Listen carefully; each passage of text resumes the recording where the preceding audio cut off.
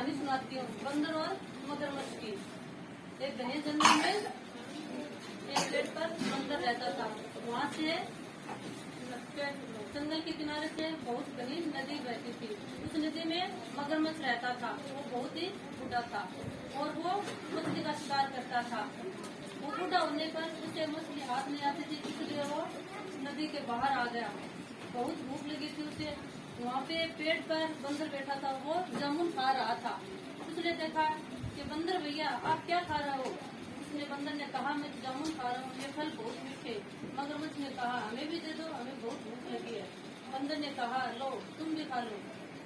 मगरमच्छ ने जामुन खाए। उसने कहा अरे वाह ये तो बहुत मीठे हैं, मैं तुम्हारा दोस्त हूँ और मेरे को रोजाना जामुन खवाया करो।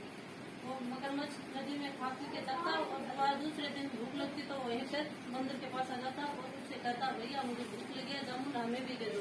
वो ऐसे कई दिनों से खाता रहा। एक दिन वो अपनी पत्नी के लिए मगरमच्छ जामुन घर ले गया नदी में।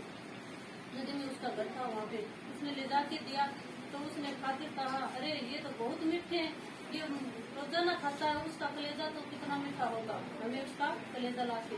मगरमच्छ दूसरे दिन आया और उस बंदर ने कहा भैया तुम्हें तुम्हारी भाभी ने घर पे खीर के लिए बुलाया है, तुम्हें खाना खिलाएगी। बंदर ने सोचा ये मगरमच्छ हमें ले जाएगा, पता नहीं वो आप खा जाएगा या घर पे ले जाएगा। उसने कहा नहीं तुम मुझे खा जाओ। उसने कहा मगरमच्छ ने नहीं तुम पर मेरे पर तुम विश्वास करो, मैं तुम्हें नहीं खाऊंगा।